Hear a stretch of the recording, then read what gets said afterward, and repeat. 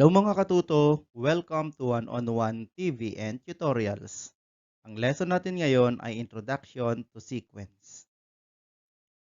A sequence is an arrangement of any objects or a set of numbers in a particular order followed by some pattern or rule. At meron tayong apat na uri ng sequence. Ang una rito ay arithmetic sequence, geometric sequence, harmonic sequence, and Fibonacci sequence. Let's have an example of sequence. So meron tayo ritong 5, 10, 15, 20, 25. Itong 5 na ito, ang tawag natin dito ay first term, or in symbol, this is a sub 1.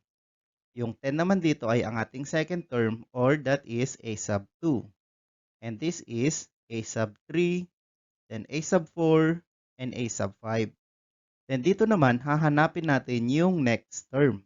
So ito ay a sub 6.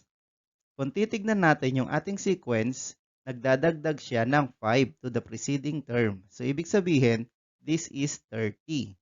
25 plus 5 is equal to 30. Then ang ating seventh term ay 35.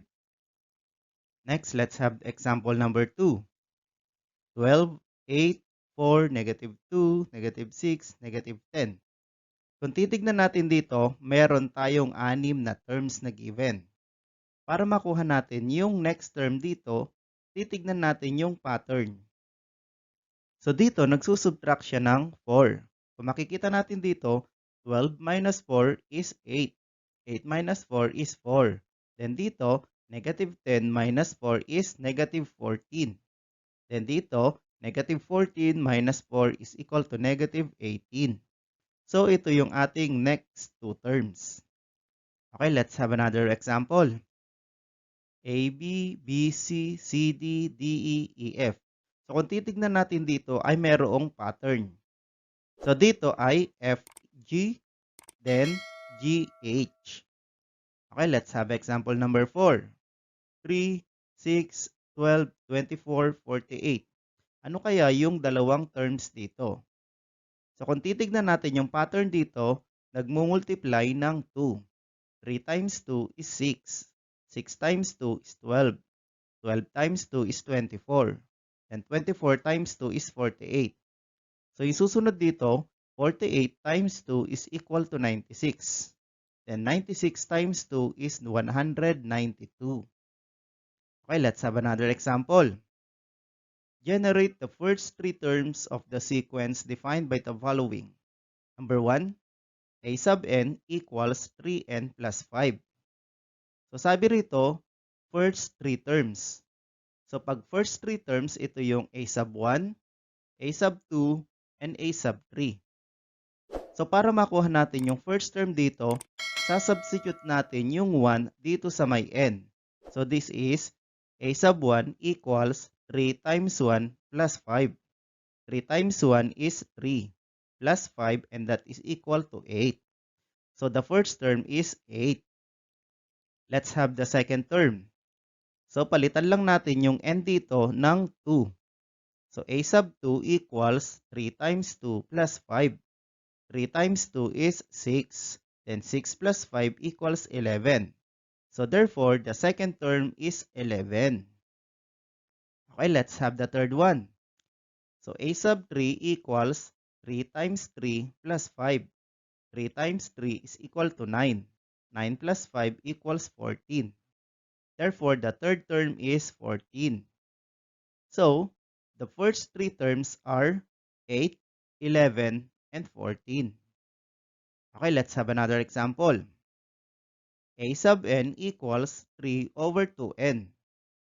Para makuha natin dito yung first term, papalitan natin itong n na ito ng 1. So, this is a sub 1 equals 3 over 2 times 1. 2 times 1 is 2. So therefore, the first term is 3 over 2 or 3 halves. Okay, subukan naman natin kunin ang second term. So papalitan natin ito ng 2. So therefore, a sub 2 equals 3 over 2 times 2. So this is equal to 4. So therefore, the second term is 3/4. Next, the third term.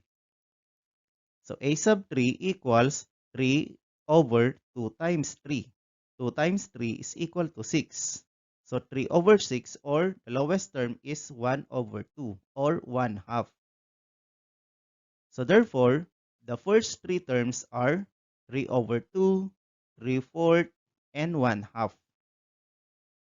Okay, let's have another example.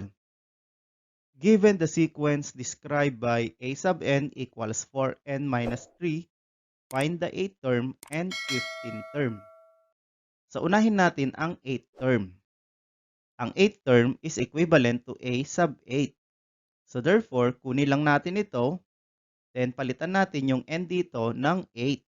So a sub 8 equals 4 times 8 minus 3. 4 times 8 is equal to 32 minus 3, and that is 29. Therefore, the 8th term is 29. Okay, let's have the second one, the 15th term. And this is equivalent to a sub 15. Then kunin natin ito, then palitan natin yung n dito ng 15. So this is a sub 15 equals 4 times 15 minus 3. 4 times 15 is equal to 60. Then 60 minus 3 is equal to 57. Therefore, the 15th term is 57. Ganyan lang mga katuto kung paano ang sequence. Para mas lalo nyo pang maintindihan ang lesson natin ngayon, pwede nyo ring sagutan ang mga sumusunod na mga tanong.